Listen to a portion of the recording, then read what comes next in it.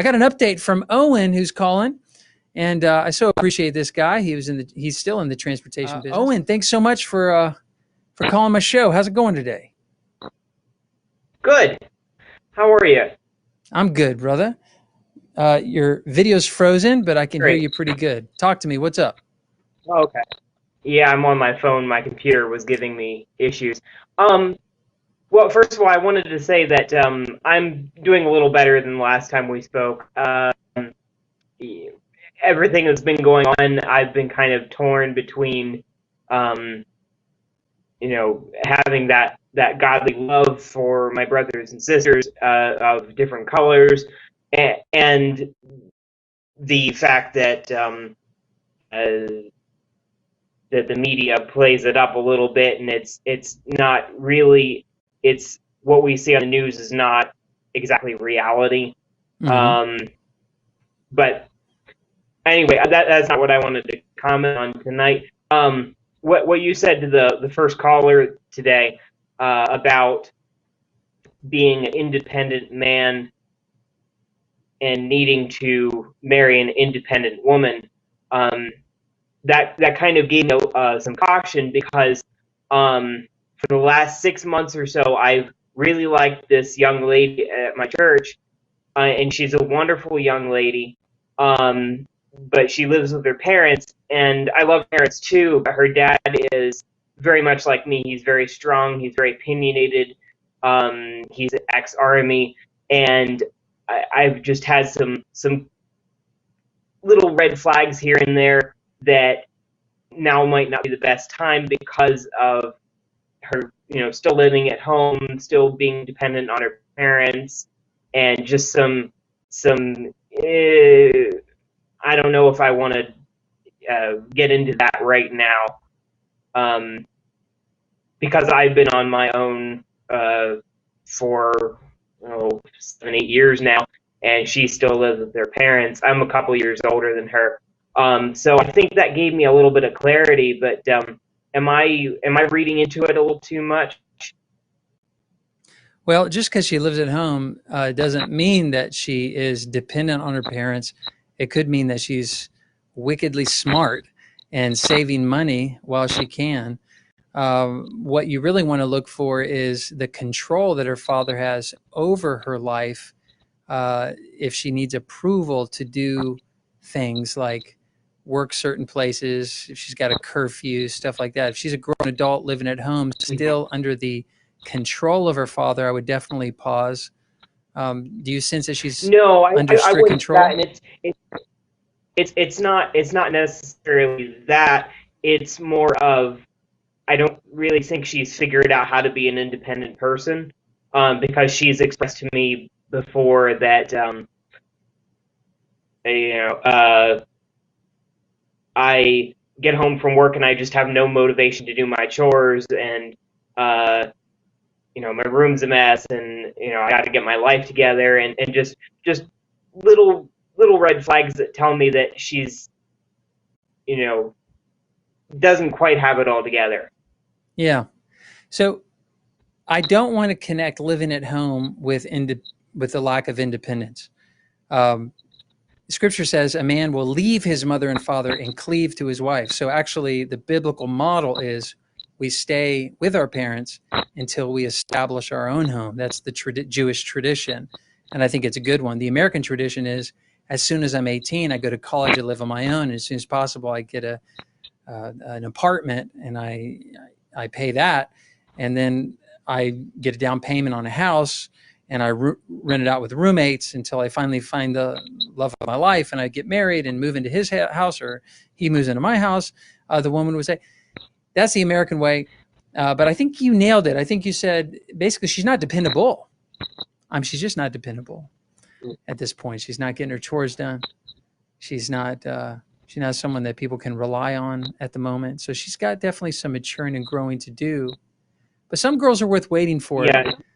Owen, that's what you really have to figure out. Is this girl worth waiting for? Some ladies,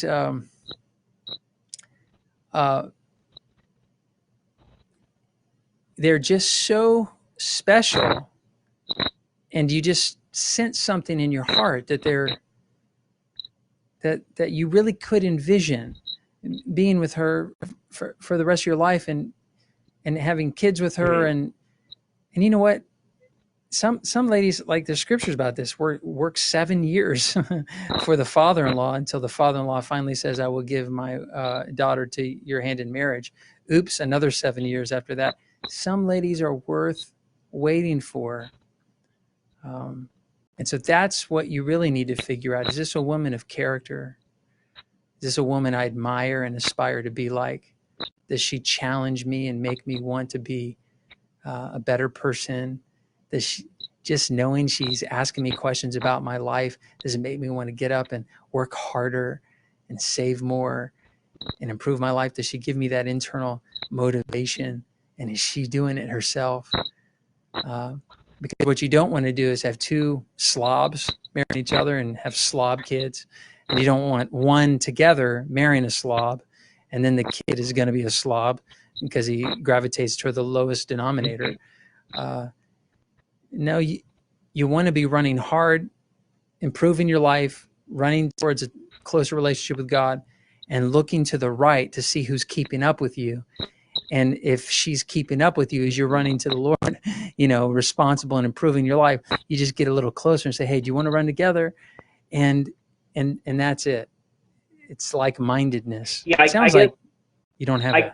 I guess the question that I would need answered is her lack of self-motivation because it's a character flaw, or is it simply because she doesn't have to be self-motivated because she's got everything taken care of for her? To answer that, you have to ask her, what is she working towards? Okay. What is she working towards? Answer that. I don't know. And you know her pretty well? Yeah, I would say so. It's probably a character flaw.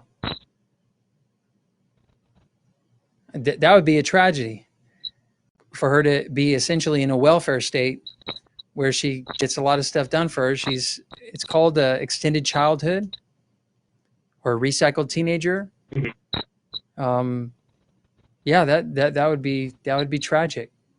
And if that is the case, then the parents are enabling her to be a mooch and a leech. But I would just challenge her and say, hey, and then let this be your yes or no. Just say, here's my goals. I'm trying to start a business, so I'm working 2 jobs. I got this job and I'm trying to sell stuff here. And this is my goal. And this is where I'm headed towards. What are you working on? What are you working towards? What's your vision for your life? And if she says, I don't know, just say, take the weekend, figure it out. Let's come back on Monday. Let's talk it through. And I'll pray through the process.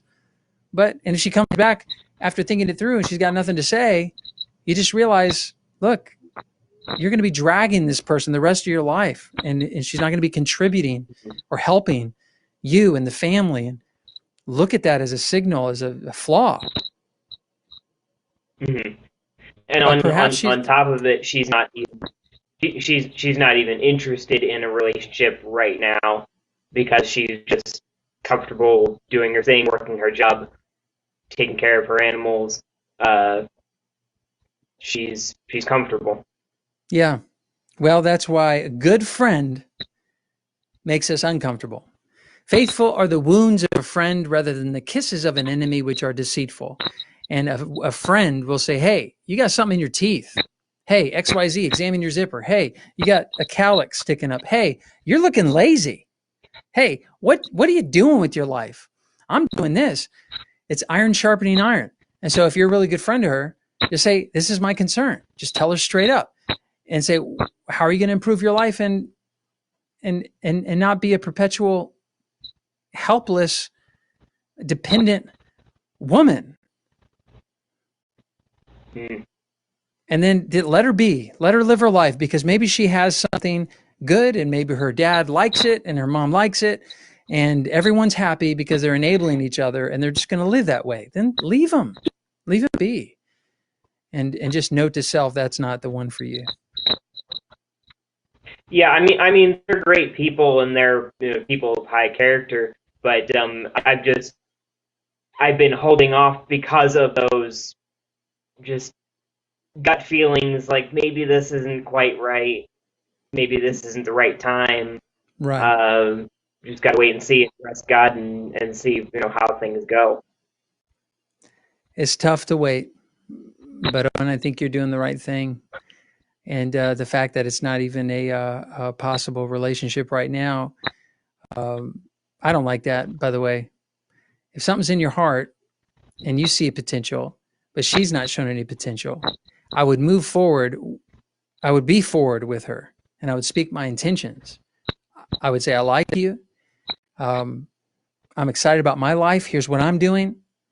I know this is out of left field and maybe it makes you feel awkward, but I look at you and I see that you're really not going anywhere and you're exhausted all the time and you're not really, you got no goals and stuff. And I'm not saying we have to be dating, but just as your friend, I know I'm looking for a woman that blah, blah, blah, blah, blah. And I imagine if you hope to be married, that's what a guy would look for, blah, blah, blah, blah. So come at it like a friend, but also communicating you want to be married someday. And you know what I mean? So there's like two conversations.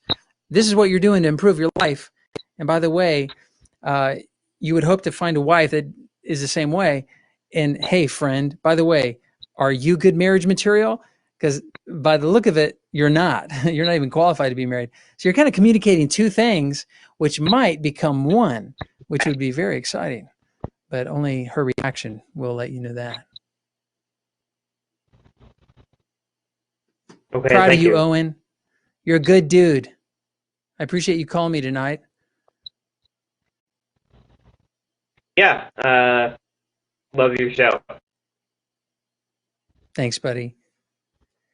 That was Owen. I so appreciate it. I've heard him before. He's called me a couple times, which has been pretty awesome.